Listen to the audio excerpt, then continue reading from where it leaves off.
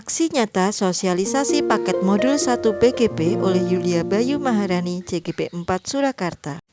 Sosialisasi ini dilaksanakan pada Jumat 14 Januari 2022 di Aula SDN Kemasan 1 Surakarta. Sebelumnya, terima kasih kepada Bapak Tito selaku Kepala Sekolah dan pada Bapak Ibu karyawan SDN Kemasan 1 yang saya banggakan karena telah memberikan kesempatan kepada saya untuk berada di sini pada hari yang agak mendung-mendung ini. Mari kita panjatkan puja dan puji syukur kepada Allah Subhanahu wa Ta'ala yang telah melimpahkan berkah, rahmat dan hidayahnya sehingga kita dapat dipertemukan pada pagi hari ini. Hari ini saya berada di sini, Yulia Bayu Maharani, calon ibu penggerak Angkatan 4 Surakarta, akan menyampaikan beberapa materi yang saya terima selama 3 bulan mengikuti pendidikan guru penggerak di kota Surakarta ini. Nah, mengapa saya mengimbaskan materi di PGP ini? Karena saya merasa apa yang saya terima di diklat ini sangat bermanfaat bagi saya pada khususnya, kemudian dapat mengimbas kepada siswa-siswi di kelas saya, dan saya yakin sekali bahwa apa yang saya terima pada diklat ini akan sangat bermanfaat juga bagi Bapak Ibu guru semuanya di sini. Materi-materi yang akan kami sampaikan ada 4 modul. Modul 1.1 sampai dengan modul 1.4. Apa saja sih yang kami pelajari selama 3 bulan ini? Hampir setiap hari kami melaksanakan diklat ini mulai dari hari Senin sampai dengan hari Sabtu. Khusus hari Sabtu kita melaksanakan refleksi setiap 1 pekan tersebut. Jadi membuat laporan atas apa yang telah kita terima selama 1 minggu ini. Nah, materinya apa saja sih? Yang pertama, saya dan teman-teman guru penggerak mempelajari materi filosofi dan dewantara, kemudian modul 1.2 tentang nilai dan peran guru penggerak, dan yang ketiga tentang visi guru penggerak, dan yang keempat adalah 1.4 budaya positif. Nah, nanti saat ini saya akan menyampaikan yang paling kita fokus ke 1.1 dan 1.4. Yang pertama adalah filosofi Ki Hajar Dewantara. Kita ketahui bersama bahwa Bapak pendidikan kita adalah Ki Hajar Dewantara yang memiliki nama asli adalah Mas Suwadi Suryaningrat.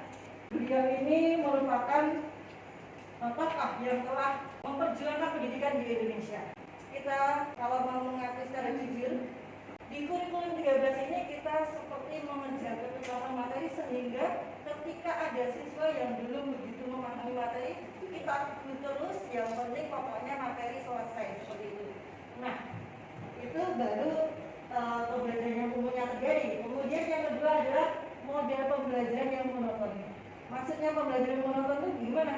Kalau project basic learning kan yang bagus-bagus aja, tapi kalau itu terus project basic learning terus setiap hari juga tidak bagus. Jadi model pembelajarannya nanti diharapkan tidak monoton, jadi bervariasi setiap harinya agar anaknya tidak jenuh atau bosan. Kemudian yang ketiga adalah mengharapkan reaksi yang sama atau suatu aksi yang sama. Jadi seumpama gini, ada 2 siswa namanya Yulia, yang satunya namanya Ibu Titi. Si Yulia ini kalau diajar nggak mau dengerin, malah belajar sendiri. Kemudian kalau yang namanya Titi, kalau dikasih pelajaran sama gurunya, memperhatikan dan sama. Terkesan memaksakan anak harus sama seperti apa yang kita inginkan. Padahal anak itu kan beda-beda. Jadi kita harus memahami bahwa setiap anak memiliki kodrat yang berbeda-beda. Seperti itu. Kemudian pembelajaran masih berpusat pada guru. Oke, pada saat mengajar kita pakai LCD, pakai proyektor, tapi yang ajar tetap gurunya terus yang di depan. Yang ngomong gurunya terus, tapi anaknya di meja itu cuma diem dengerin aja. Yang kayak gitu juga ya. Kemudian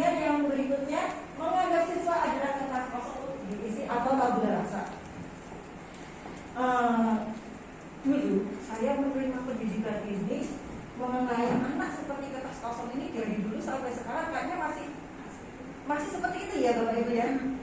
Ya kita, karena saya juga menerima pelajarannya kayak gitu, tapi ternyata hal itu tidak tepat. Anak itu bukan kertas kosong, anak itu sudah ada isinya.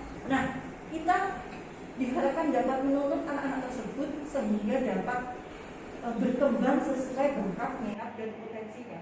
Di sini Pak Haji Dewantara menyampaikan bahwa pendidikan itu adalah menuntut segala kekuatan kodrat pada anak-anak agar mereka dapat mencapai keselamatan dan kebahagiaan yang setinggi-tingginya, baik sebagai manusia maupun anggota masyarakat.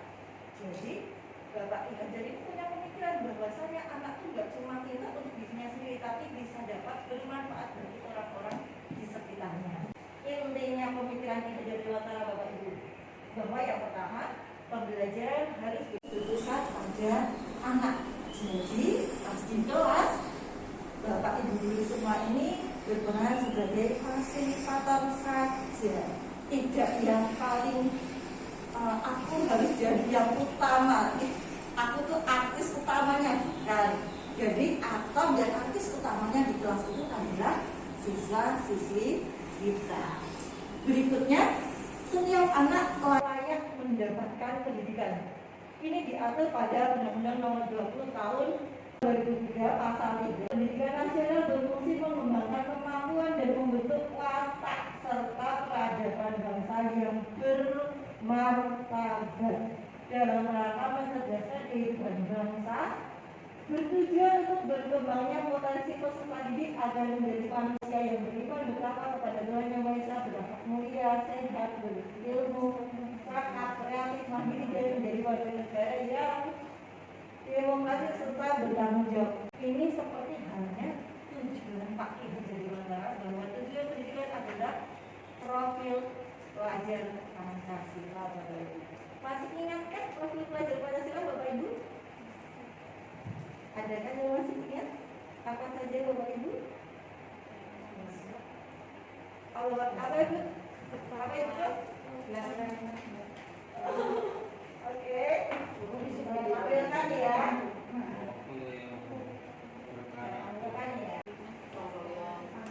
Betul sekali Bu Radini. Gotong royong, mandiri. Iya betul Ibu Tia. Mandiri. Nah di sini beriman bertakwa kepada Tuhan Yang Maha Esa serta berakhlak mulia, kemudian berkebinekaan global, bergotong royong, kreatif, bernalar kritis, dan mandiri. Itu adalah tujuan pendidikan dan tujuan kita ngajar di kelas itu apa tuh? Tujuannya ada di sini Bapak Ibu. Nah, apa yang perlu kita terapkan di kelas? Ya tadi berarti pembelajaran harus berpusat pada siswa. Guru lebih berperan sebagai fasilitator, bukan menjadi peran utamanya ya. Siswa menjadi subjek sekaligus objek dalam pembelajaran tersebut. Kemudian memvariasikan model pembelajaran. Yang berikutnya adalah menekankan budaya. Bapak Ibu sekalian, anak yang pintar tidak cukup dengan pintar, berarti perlu juga berakhlak mulia, beradab, budi pekertinya baik, halus dan sopan. Seperti pada lagu Bangun Pemuda Pemudi, tidak ada salahnya ketika pagi hari kita mengajar siswa-siswi untuk menyanyikan lagu-lagu nasional. Karena apa? Agar rasa cinta tanah airnya semakin bertambah. Karena saya pribadi melihat bahwa anak-anak sekarang walaupun kita cerdas dan wawasannya luas, namun rasa cinta tanah airnya semakin berkurang karena adanya budaya luar yang masuk tanpa terfilter oleh siswa. Karena ini yang cocok dengan saya sebagai siswa yang mana yang tidak cocok, yang mana belum begitu tahu. Nah, tugas kita adalah menuntun siswa tentang apa saja, menuntun siswa, tapi tidak ngatur ya, beda ya. Menuntun siswa untuk memproduksi ilmu, contohnya gini. Kalau di kelas pas pembelajaran dipancing-pancing, tapi tidak itu enggak bagus juga. Memancingnya dengan hal-hal yang mengajukan pertanyaan yang agar siswa itu bernalar kritis. Jangan langsung memberikan jawaban yang daripada waktunya materinya nggak mencapai, aku mendingan langsung tak kasih minta sodorin ini seperti itu. Apakah saya pernah seperti itu? Ya pernah Ibu, Bapak Ibu. Maka dari itu mari kita belajar bersama untuk mengurangi hal tersebut. Kemudian lebih memahami kodrat siswa. Kodrat itu ada dua, kodrat alam dan kodrat zaman. Siswa-siswi kita berada di kodrat zaman yang sekarang. Jadi ketika kita mengharapkan seperti anak 10 tahun yang lalu, 20 tahun yang lalu, anak sekarang zamannya sudah beda Bapak Ibu. Jadi mari kita mengajar sesuai zaman mereka. Kalau mereka sukanya tentang game online, kita cari tahu dulu game online kayak apa. Jadi kita ketika memberikan saran bisa sesuai dengan apa yang dirasakan oleh siswa tersebut. Jadi kalau langsung minta stop game online, ya kita kan nggak tahu, itu kan hal yang menyenangkan. Jadi kita harus tahu dulu, kemudian bisa mencari solusinya. Selanjutnya adalah berkolaborasi dan dekat dengan siswa, namun tetap menjaga kewibawaan sebagai guru. Ini juga PR penting bagi saya karena saya memang merasa saya mencoba untuk dekat, tapi kadang mungkin kewibawaan saya mungkin yang kurang. Nah, mari kita Bapak Ibu yang mungkin kurang dekat dengan siswa, mendekat dengan siswa, tapi bagi yang mungkin kurang menjaga kewibawaannya, menjaga kewibawaannya. Saya tegaskan kembali bahwa di sini saya juga sedang belajar untuk itu, jadi bukan ini Yulia ngomong aja tapi tidak melaksanakan. Saya sudah merasa 3 bulan ini karena mendapatkan ilmu seperti ini, saya juga mencoba untuk memperbaiki diri sedikit demi sedikit. Nah, ini contohnya tentang pembelajaran pemikiran jihadi di kelas. Jadi model pembelajaran bervariasi bila tidak digambar Bapak Ibu, menekankan budaya daerah. Saya sedikit untuk menekankan kembali ke anak-anak untuk belajar aksara Jawa Bapak Ibu. Ini salah satu budaya yang mungkin hampir dilupakan oleh generasi seumuran saya, bahkan untuk menurut saya. Saya tidak ingin disuruh nama kok pintar bahasa Jawa, kok kita malah orang Jawa tidak tahu Jawa. Walaupun saya juga sedang belajar untuk bahasa krama atau apa, paling tidak kita sedikit demi sedikit mempelajari tentang budaya daerah kita.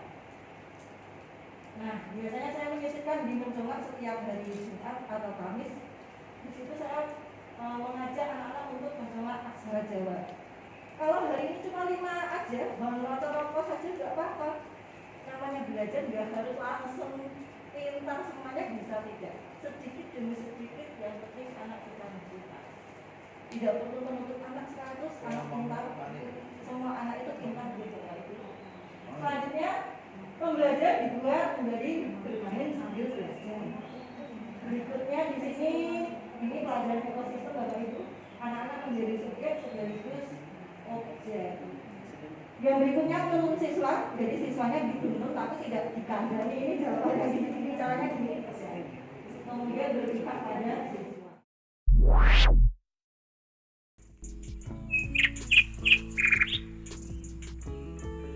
Materi 1.2, nilai dan peran guru penggerak. Nah, selanjutnya di materi 1.2 tentang nilai dan peran guru penggerak. Ini saya akan membacakan sekilas saja. Kenapa saya sampaikan? Karena saya merasa ini bagus untuk saya dan untuk kelas saya. Saya sampaikan pada panjenengan, siapa tahu kelas Anda menjadi lebih keren lagi. Di sini adalah peran kita sebagai guru. Sebenarnya itu tidak cuma guru penggerak Bapak Ibu, tapi guru, semua guru di Indonesia. Yang pertama adalah menjadi pemimpin belajar. Saya yakin semua di sekolah ini semua setelah melaksanakan kegiatan menjadi pemimpin pembelajaran. Kemudian yang kedua adalah menggerakkan komunitas praktisi. Semuanya saya lihat juga sudah aktif KKG, itu hebat sekali. Baik yang guru kelas maupun guru makro. Di sini saya lihat semuanya aktif. Kemudian untuk menjadi coach bagi guru lain. Nah, ini kemarin adalah pengalaman saya Bapak Ibu, karena saya lama sekali tidak berani menyampaikan gagasan di depan seperti ini, sehingga saya vakum lama sekali dan kurang memiliki kepercayaan diri untuk berada di depan seperti ini, sehingga saya kemarin PR saya dari awal ketika bersama Pak Sujito di Bodar itu saya menulis apa-apa yang akan saya capai. Salah satunya adalah berani menjadi coach bagi guru lain. Selanjutnya, yang berikutnya mendorong kolaborasi antar guru. Dan saya juga yakin karena saya memiliki kekurangan untuk berkolaborasi dengan teman, maka ketika teman ada guru inovatif padahal tugas saya guru penggerak banyak-banyaknya, saya mencoba, saya harus mencapai itu. Saya kemudian mencoba ngajak teman-teman untuk ikut guru inovatif, walaupun yang penting ikut menggembirakan, tapi paling tidak menyemangati teman itu kan lebih baik. Artinya adalah mewujudkan kepemilikan murid, ini sudah semuanya sudah terlaksana. Kemudian nilai-nilai yang harus dimiliki oleh para guru penggerak atau semua guru di Indonesia adalah yang pertama mandiri, yang kedua inovatif, yang ketiga reflektif. Jadi setiap akhir pembelajaran maupun malam atau di waktu-waktu tertentu, mari bersama-sama reflektif diri Bapak Ibu. Apakah dari dia sudah baik? Belum sekali. Makanya ketika habis selesai, mari kita sejenak reflektif lagi. Kekurangan kita apa? Mari kita perbaiki sedikit demi sedikit. Seumpama hubungan kita dengan teman kurang baik, kita perbaiki sedikit demi sedikit. Namanya mencoba lebih baik, lebih bagus daripada tidak. Selanjutnya kolaboratif. Ini kemarin Bapak Ibu juga saya lihat ketika kerja bakti itu menyenangkan sekali. Kalau melihat seperti itu kan tertarik untuk saya orangnya itu jujur aja. Jadi kalau ada teman yang bilang ya ternyata menyenangkan kerja bakti itu. Kesel tapi ya menyenangkan. Selanjutnya berpihak pada murid. Nah ini tadi diharapkan berpihak pada murid. Intinya di sekolah itu adalah murid, bukan kita. Jadi kalau di kelas yang kita utamakan adalah murid kita. Kita menyesuaikan kodrat orang dan kodrat zamannya. Kalau ini anaknya kurang mampu, berarti ketika dia memang ada kekurangan sesuatu, kita mencoba tidak memaksakan apa yang kita inginkan kepada siswa. Karena saya juga selain guru juga merasakan dari orang tua murid. Ketika murid ada PR banyak, padahal orang tua kerjanya sampai sore, pulang nomornya anaknya belajar. Kalau kita dulu kan bisa kadang tahu, oh kebutuhan anak saya ini. Tapi kalau pekerjaannya bukan di dunia pendidikan, belum tentu sepemikiran dengan kita Bapak Ibu. Jadi kalau kita guru, kita tahu kebutuhan anak kita. Tapi kalau orang tua murid yang bekerja di dunia luar pendidikan, itu mungkin ada sesuatu dan jadi kalau kita jangan ya, yang penting pesan apa dulu, yang penting sampai gitu, sedikit tapi sampai.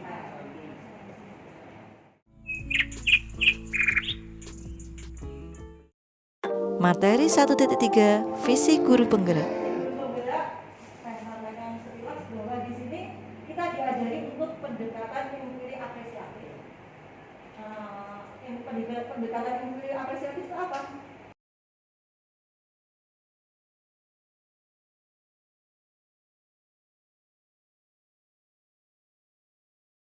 Jadi tidak seperti dulu kita mencari kekurangan kita kemudian memperbaikinya. Sudah tidak seperti itu lagi Bapak Ibu. Perubahan paradigma yang terbaru itu adalah kita mencari kekuatan kita, kita asah kekuatan kita menjadi lebih baik lagi. Jadi seumpama di sini guru-gurunya profesional, kemarin saya sampaikan di presentasi di sana bahwa guru-guru di sini itu sangat profesional. Ya intinya bahwa kekuatan-kekuatan yang ada di sekolahan itu sebanyak diasah. Jadi tidak mencari kekurangan. Kekurangannya, oh itu sekolah itu kok ya itu betul sekolah kaya cilik itu oke. Mari bersama-sama tidak membandingkan sekolahan kita dengan sekolahan lain yang kita lihat di diri kita sendiri. Apa yang sini kurang nggak usah kita gagas ini kalau dengan kita dulu memperhatikan kelebihan kita dulu, kekuatan kita diasah biar melejit lagi sekolahannya semakin baik mutunya. Dan saya merasa dan saya sampaikan bahwa kepala sekolah kita selama ini padahal tahu makanya kelemahannya Yulia terlambat, kelemahannya begini ini ya, tapi kita semakin disemangati, dimotivasi untuk lebih baik. Nah seperti itu. Terima kasih Pak Cito.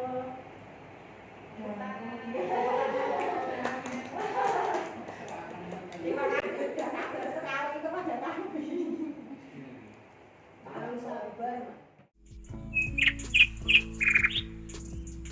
Materi 1.4 Budaya Positif. Bapak Ibu, apa yang diperlukan sekolah untuk dapat membangun budaya positif? Disiplin. Oke, Pak Broto, betul. Disiplin, betul sekali. Kemudian Ibu Siska, kerjasama, betul sekali. Ibu Pak ini tertib, betul juga Bu. Bapak Sujito, saling menghargai, Bapak Budi, kemauan untuk berubah, baik tentunya ya Pak. Betul sekali Bapak. Ada lagi? Bapak Sujito, kesabaran, betul sekali. Ada lagi? Ibu Suwarti, mengendalikan diri. oh, bisa mengendalikan diri, betul. Iya. Betul sekali. Peduli. Itu adalah hal yang memang diperlukan sekolah untuk membangun budaya positif. Semua itu tidak lain tidak bukan adalah menciptakan lingkungan yang positif, aman dan nyaman. Semua yang disampaikan Bapak Ibu tadi benar semua karena menciptakan lingkungan yang positif. Kalau lingkungannya positif, kerjanya nyaman, muridnya belajar juga nyaman, dapat pembelajarannya lebih nyaman lagi. Iya betul sekali Bapak Ibu. Karena kita kan sekolah anak-anak, makanya perlu sekali seperti itu. Nah, untuk apa sih lingkungan seperti itu? Lingkungan yang nyaman, positif. Untuk apa sih Bapak Ibu? Pembelajaran. Proses Wah, pembelajaran. hebat sekali Bu Sita. Untuk memaksimalkan proses pembelajaran. Nah, kita lihat apakah sesuai? Betul sekali. Karena memang betul kalimatnya hanya beda. Apakah ketika kita menjawab harus kalimatnya sesuai dengan teks tulisan? Tidak. Semua jawaban yang positif berarti tepat. Agar murid-muridnya mampu berpikir, bertindak, mencipta dengan merdeka. Merdeka itu bukan sak-saknya beda, seenaknya sendiri beda. Tapi mereka mengungkapkan pendapat mereka dengan sesuai mereka. Jangan kita paksa untuk sesuai jawaban kita. Seperti itu, kita berarti tidak menghargai kodrat alam dan kodrat zaman mereka. Kemudian mereka bisa bertanggung jawab, belajar dengan rasa aman, nyaman, dan menyenangkan. Selanjutnya, bagaimana strategi sekolah agar bisa mencapai itu? Yaitu perlunya meninjau ulang disiplin yang telah dijalankan di sekolah ini. Dan saya sangat merasa bahwa sekolah ini disiplinnya luar biasa. Di sini saya akan menyampaikan perbedaan stimulus respon dengan teori kontrol. Kita sudah mengalami perubahan paradigma ke teori kontrol atau pandangan dunia karena kita sudah mengalami globalisasi Bapak Ibu. Jadi kita merasa bahwa kebutuhan kita sama. Kebutuhannya semua orang itu butuhnya uang. Ada orang pemikirannya seperti itu, bahwa itu tidak tepat. Setiap orang punya kebutuhan yang berbeda-beda. Begitu pula murid-murid kita. Ada yang butuhnya kasih sayang, ada yang butuhnya penguasaan itu maksudnya belum menguasai matematika, ingin menguasai matematika kayak gitu. Seperti itu. Nah, kenyataannya dari kontrol tentang dunia bahwa kebutuhan kita itu berbeda-beda. Tapi kita selalu merasa bahwa kebutuhan sesuatu sama. Semua butuh diperhatikan, belum tentu berbeda. Selanjutnya, semua orang melihat hal yang sama. Contoh ketika melihat daun hijau-hijau rasanya senang, tenang. Tidak semua teman, murid pandangannya sama. Bisa saja melihat daun malah takut, ada saja. Kemudian setiap orang memiliki jawaban yang berbeda. Melihat daun rasanya senang, yang satunya rasanya takut. Karena mungkin punya traumatis tertentu, kita juga tidak tahu. Apalagi daun muda. Apa itu? Bisa pakai pakai lagi.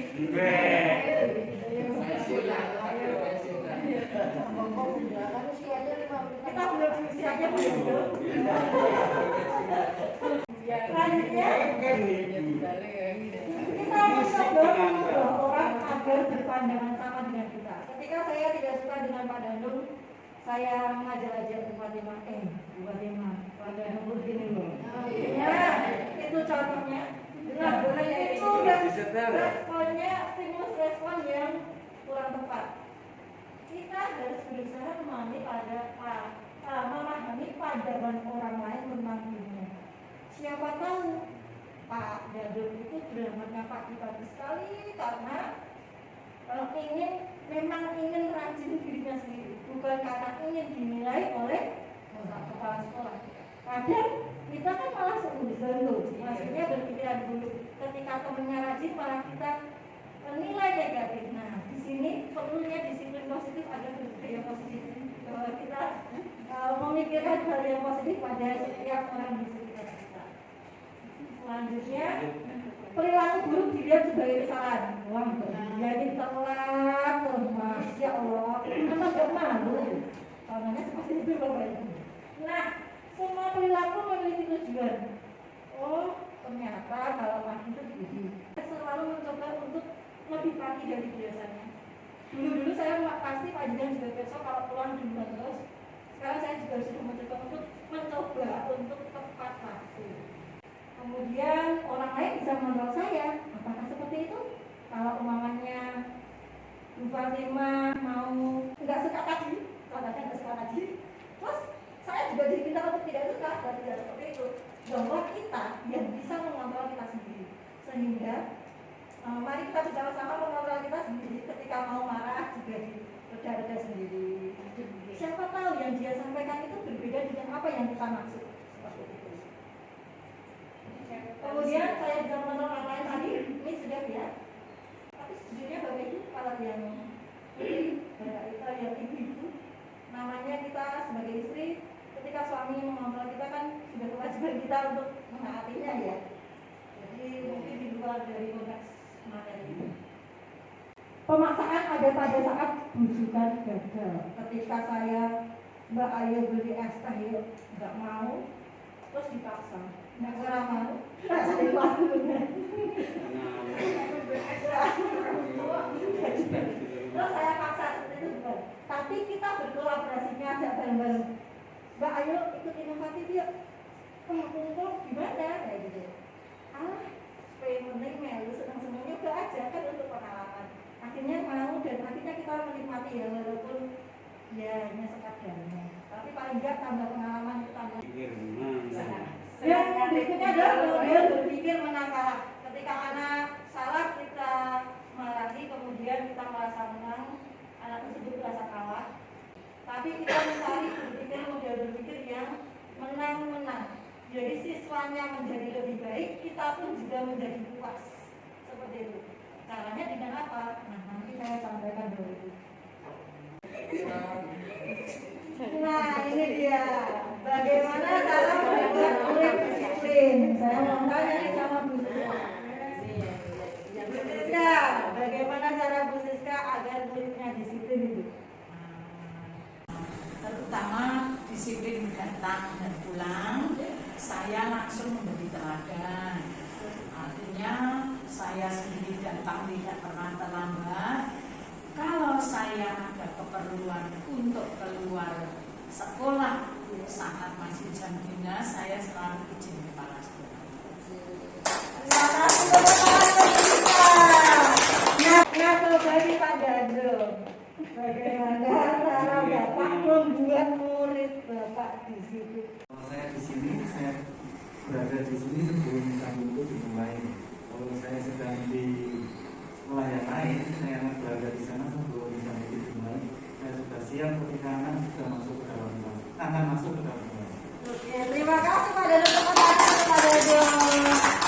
Nah, kalau yang disampaikan Bu Siska sama Pak Dadung tadi berarti dengan cara apa Bapak Ibu? Memberi teladan. Betul sekali Bu, memberikan keteladanan. Saya berusaha. Iya. Siapakah yang berdisiplinkan murid? Bapak Ibu? Nah, siapa? Yuk. Murid dan guru. Oke. Oke, betul sekali Bu. Nah, itu betul semua. Yang paling bagus lagi yang mendisiplinkan murid adalah murid itu sendiri. Betul sekali Bapak Ibu. Murid itu sendiri. Jadi kalau kita yang meminta kadar itu menjadi suatu nggak enak sama Jessica, aku terus berangkatnya lebih awal. Jadi bukan karena keinginannya sendiri, tapi karena mungkin rasa sungkan, tidak enak dengan Pak Kepala, aku berangkat pagi. Tapi berangkat paginya karena diri sendiri. Saya ingin berangkat lebih awal, saya ingin memperbaiki diri saya. Caranya bagaimana? Nah, itu caranya nanti saya sampaikan. Setelah yang lewat satu. Apakah guru yang bisa mendisiplinkan murid tadi? Bisa. Atau kepala sekolah? Bisa juga. Atau orang tua murid? Iya. Atau murid itu sendiri? Pasti. Jadi itu lebih bagus. Mengapa? Nah, caranya bagaimana? Nanti saya sampaikan dulu. Di mana ada kemerdekaan, disitulah harus ada disiplin yang kuat, sungguh bersifat self disiplin, yaitu kita sendiri yang mewajibkan kita dengan sekeras-kerasnya. Tetapi itu sama saja, sebab jikalau kita tidak cukup melakukan self disiplin, wajiblah penguasa lain yang mendisiplinkan diri kita. Dan peraturan demikian itulah harus ada dalam suasana yang berbeda. Jadi ketika saya memang tidak bisa mendisiplinkan diri saya sendiri, ketika saya ditegur oleh Pak Kepala Sekolah, itu adalah hak Pak Kepala Sekolah, dan itu memang kewajiban Pak Kepala Sekolah untuk mengingatkan saya bahwa saya tidak disiplin. Sehingga kita mencoba untuk berpikiran positif, berbudaya positif, bahwa apa yang dilakukan oleh Pak Kepala Sekolah itu adalah hal yang terbaik dari sekolah saya. Pak, saya naik pangkat ya Pak? Ya. Nah, motivasi perilaku manusia itu yang pertama untuk menghindari ketidaknyamanan atau hukuman.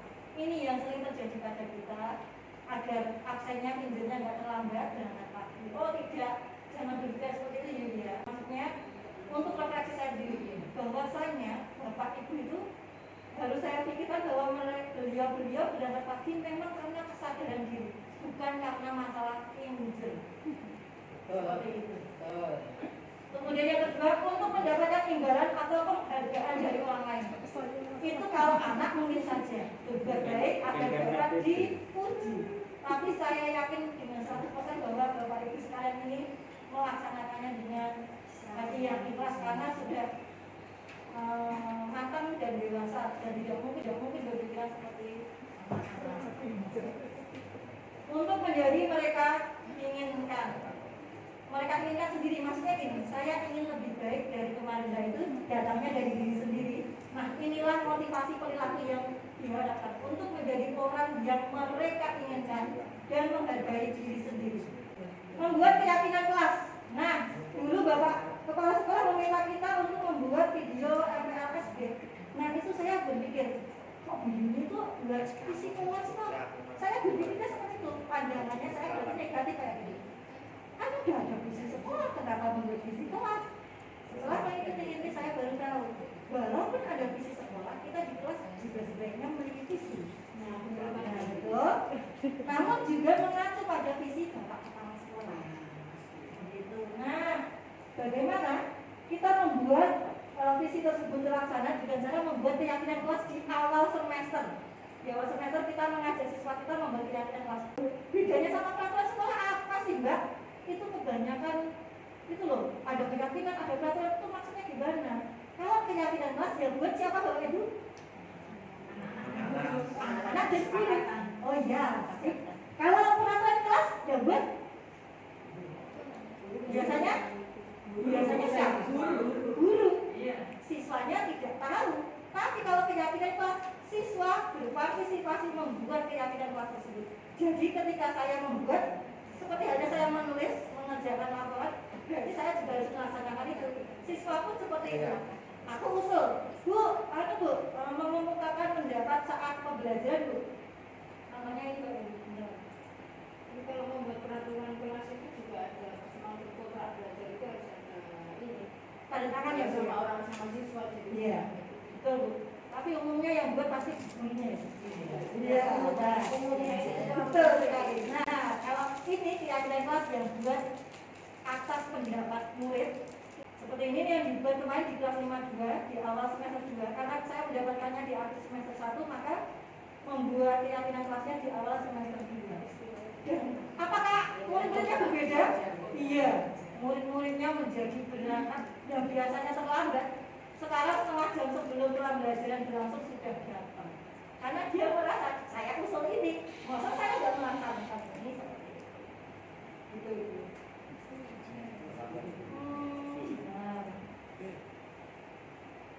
Oke. Ketika anak sebelum masuk ke kelas, anak-anak diminta untuk cuci tangan seperti yang disampaikan oleh Bapak Kepala Sekolah tadi. Apakah itu untuk Bapak Kepala Sekolah? Apakah untuk teman-teman? Ya, tapi itu untuk dirinya sendiri, keselamatan dia sendiri. Pahamnya itu sebuah aturan, jadi melaksanakannya terpaksa. Tapi kalau akhirnya kita tuntut mereka agar tahu bahwa itu untuk keselamatannya, pasti mereka akan lebih sadar sendiri gitu. Nah ini pembuatan keyakinan kelas 3,2, siswa-siswa melaksanakannya dengan senang. Berikut ini proses pembuatan keyakinan kelas di kelas 52.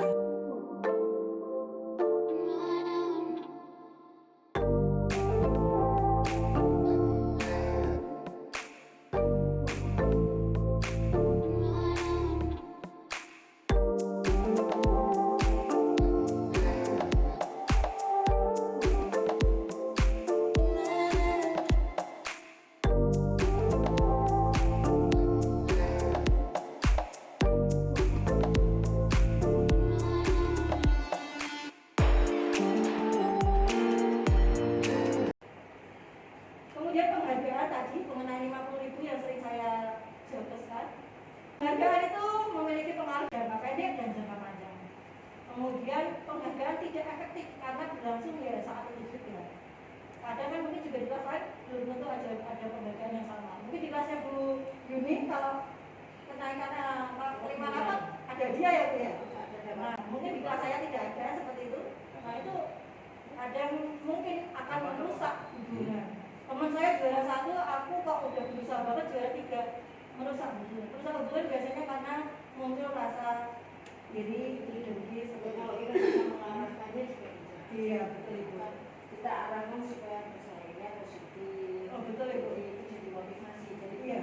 bukan sebagai yang negatif, tapi kita jadikan itu sebagai motivasi. Jadi tergantung kita yang mengarahkan lalu membuat suatu keyakinan kayak gitu. Iya betul Ibu. Betul sekali. Untuk penghargaan anak-anak itu memang modelnya pembiasaannya yang memang dipancing dulu, nanti biar besarnya menjadi terbiasa. Biasa saja. Ada hukuman, ada sanksi. Kalau hukuman, nah di sini sudah ya Bapak Ibu, pasti Bapak Ibu sudah mengetahui bahwa namanya hukuman pastinya mendorong menyalahkan diri sendiri, merasa dipaksa, konsep dirinya buruk. Anak merasa saya ini buruk, saya ini tidak baik. Tapi kalau sanksi ini mendorong siswa untuk menjadi patuh, menjadi lebih baik. Beda. Coba apa sih bedanya? Kita lihat berikut ini. Kita lihat berikut ini. Oke, lari mengelilingi lapangan basket 2 kali karena terlambat hadir ke sekolah ini sanksi apa hukuman Bapak Ibu? Betul sekali Bapak Ibu, ini hebat sekali. Kemudian yang kedua, membersihkan coretan yang dibuatnya di meja tulis. Sanksi tepat sekali Bapak Ibu. Kemudian murid diminta push up 13 kali hukuman. Selanjutnya menggantikan kertas tugas teman yang telah dicoret-coret sanksi. Kemudian berjemur di lapangan basket pukul 12 jam. Oh betul sekali. Kehilangan 10 menit jam istirahat, mengerjakan tugas karena terlambat datang dan tertinggal pelajaran selama 10 menit. Nah itu sanksi Bapak Ibu. Karena dia tadi terlambat 10 menit, maka dia kehilangan jam istirahatnya. Lalu mengelilingi lapangan basket 2 kali karena terlambat PJOK. Terlambat pelajaran PJOK. Iya, sanksi. Nah, kita laksanakan di sekolahan, ada guru yang tipikal pemburu. Kalau mungkin tidak mengajarkan kamu tulis selama sebanyak 5 lembar seperti itu, atau seperti tadi kalau sepatunya salah disuruh melepaskan di depan, kemudian tidak memakai sepatu seperti itu, kemudian membuat orang merasa bersalah. Contohnya kayak apa sih? Contohnya gini, berbicara lembut itu belum tentu baik Bapak Ibu ternyata. Jadi ketika kamu kok terlambat sih, ternyata itu tidak bagus Bapak Ibu. Itu ternyata membuat rasa bersalah pada siswa. Ketika ada siswa yang melakukan kesalahan, nada bicara kita adalah datar, berwibawa, pandangan tapi tidak melotot, pandangan datar, dan berbicara senormalnya saja.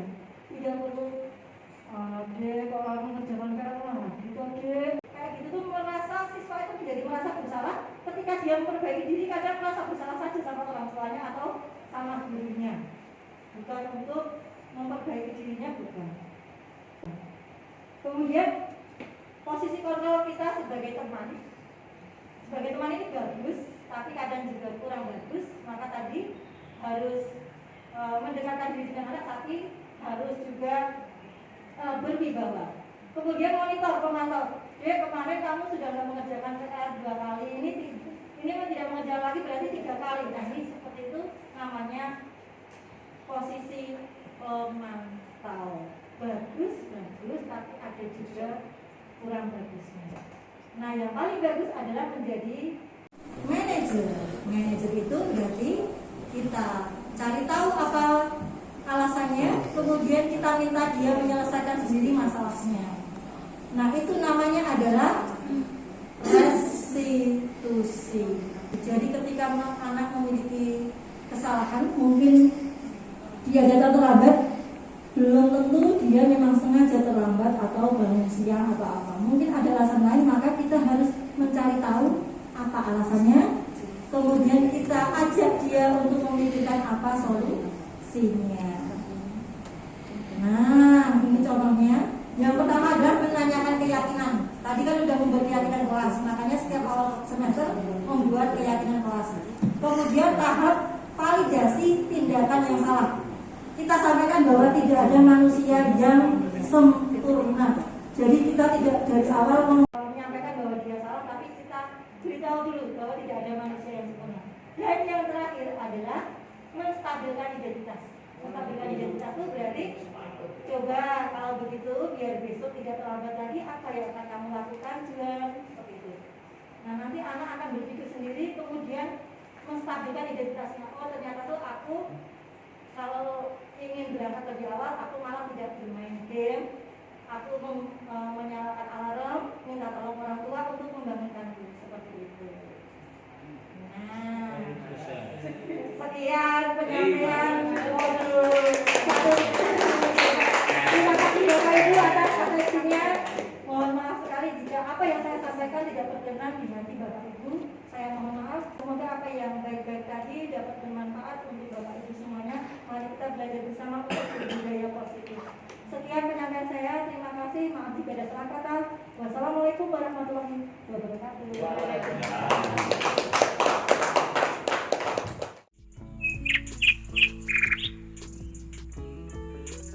Testimoni pelaksanaan aksi nyata sosialisasi paket modul 1 PGP Yulia Bayu Maharani, JGP 4 Surakarta. Ibu Sri Maryuni, Ya. bagaimana tanggapan Ibu Sri Maryuni mengenai pelaksanaan sosialisasi paket modul 1 PGP tadi, Ibu? Ya, kalau menurut pendapat saya, apa yang disampaikan Bu Yuli itu inspiratif banget, luar biasa. Jadi diharapkan dari apa yang disampaikan ini benar-benar menjadi inspirasi buat kita semua, sehingga kita tergerak untuk melakukan sebuah inovasi maupun perubahan perilaku, sehingga kita menjadi lebih baik. Hari esok akan lebih baik dari hari ini.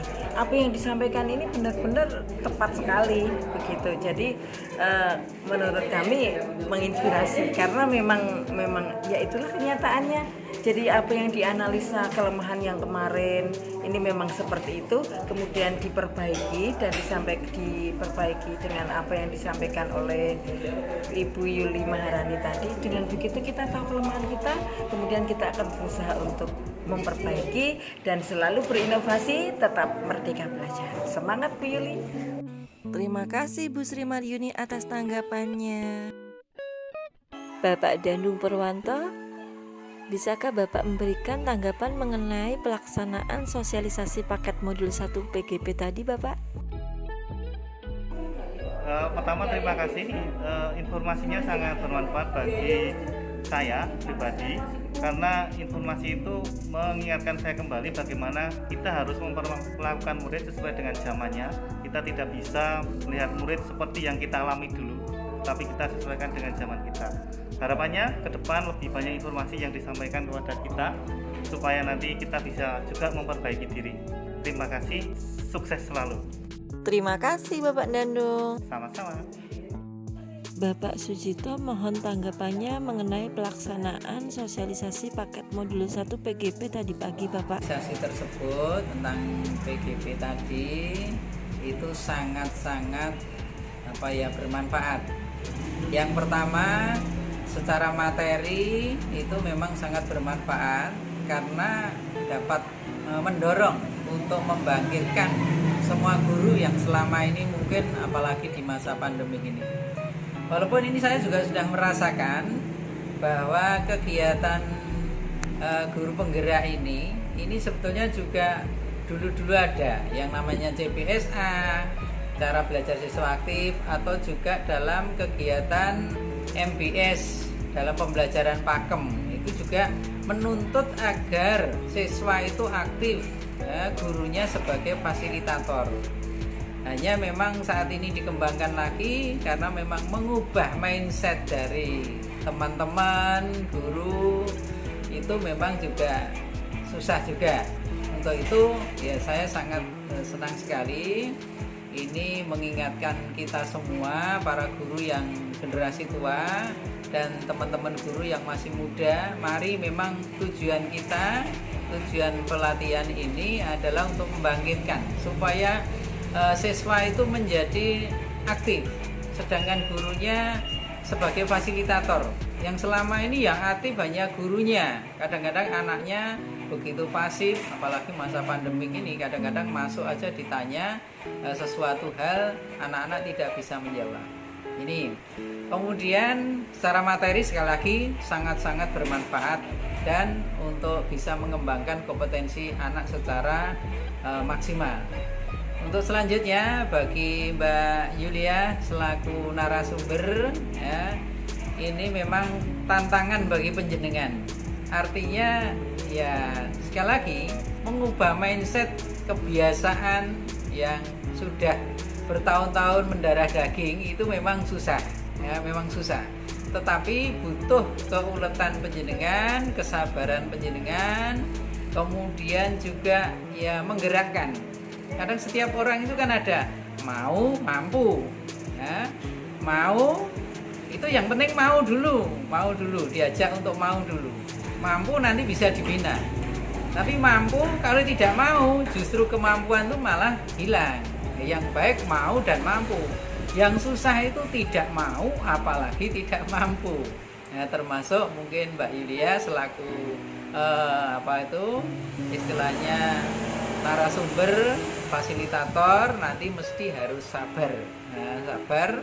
Yang kedua memang harus gigih, penuh ketekunan untuk membangkitkan semangat dari para guru, teman-teman kita. Ya banyak ya yang sudah aktif seperti itu, tapi memang juga masih banyak dari teman-teman guru kadang-kala ngene we ya. Nah, kadang-kadang seperti itu. Pandai-pandailah untuk memberikan motivasi.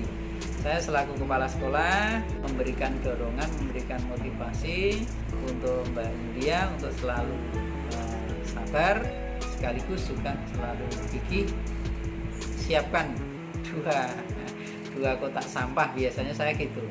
Kalau mendapatkan sanjungan tidak usah sombong, tetapi justru memberikan semangat keikhlasan, kemudian kalau dicemooh itu jangan sampai mundur, jangan sampai minder dan sebagainya.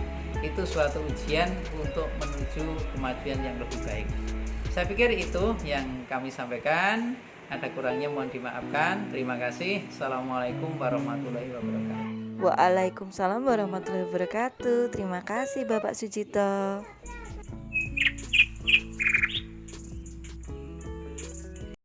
Sekian video aksi nyata sosialisasi paket modul 1 PGP.